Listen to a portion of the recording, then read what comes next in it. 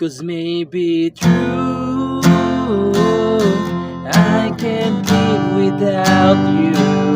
Will maybe true.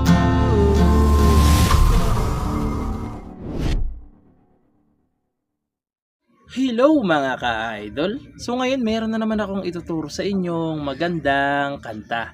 So yung title pala nitong kantang ituturo ko ngayon sa inyo ay yung 2 is better than 1 by Boys Like Girls. So napakaganda ng kanta na ito mga ka-idol, no? Pero dito sa tutorial natin is strumming version yung ituturo natin, no? Kasi sa original niya is plucking yung una. Okay?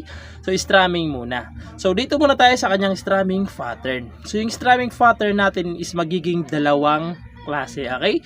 So magiging dalawang klase. So ganito muna. So ganito siya. Down, down, up, up, down, down, down, up. Lilipat na kaagad. Okay? So ulitin ko. So yung una, ganito. Down, down, up, up, down, down, down, up. Lilipat ka agad.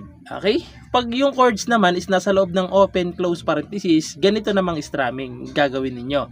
Down, down, down, up.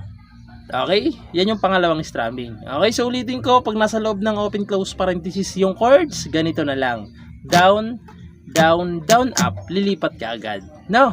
So ngayon, proceed na tayo dito sa kanyang whole verse. So yung whole verse niya rito is C.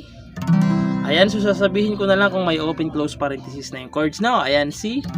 So yung C, second string, fourth string, tsaka fifth string. Okay, C. Tapos pupunta kayo ng A minor. Ayan, A minor. So yung A minor, second string pa rin, fourth, tsaka third. Okay, A minor. Diyan na papasok yung may open, close parenthesis na F. Ayan, so yung F, bar nyo lang sa first fret, sa kanyang second fret, third string, sa kanyang third fret, fourth, tsaka fifth string. Okay, ayan yung F na may open, close parenthesis. G na may open, close parenthesis. So yung G, first, second, fifth, tsaka sixth. Okay, G na may open. Tapos babalik lang kayo ng C na wala ng open ulit. Okay? Yung limang chords na yan, 2 times nyo gagawin. Okay? 2 beses. So sasampulan natin, isang beses ko lang sasampulan para hindi tayo makapiright. No? So ganito naman siya kapag kinantahan sa verse. I remember what you wore on the first day. You came into my life and I thought, hey, you know, this could be something. Uulitin nyo lang ulit, okay? Kasi 2 times.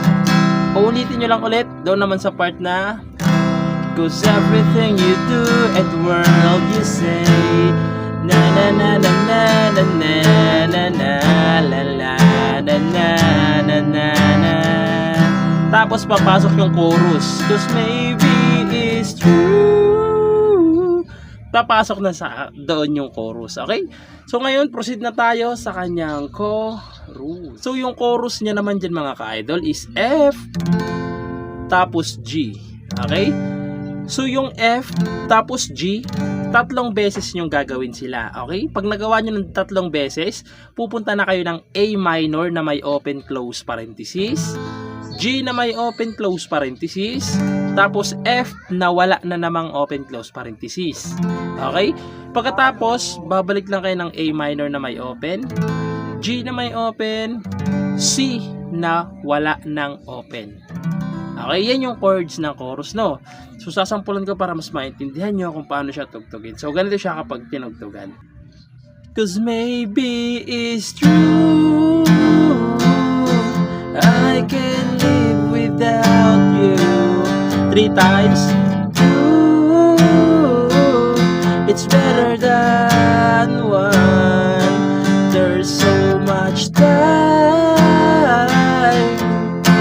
to figure out the rest of my open. Ready got me coming undone, and I think up to it's better than 1. Okay? Tapos, babalik na naman kayo sa kanyang mga verse. Okay? Babalik ulit kayo sa verse. So, yung sa verse ulit, doon naman yung sa part na I remember every look upon your face. La la la na na na na na na na. So, doon naman kayo babalik yun. So, hindi na lang natin kakantahan yun, baka makapiright pa tayo, no? So, ayun lang, sana naintindihan nyo at nagustuhan nyo. At syempre, good luck sa bago yung matututunan.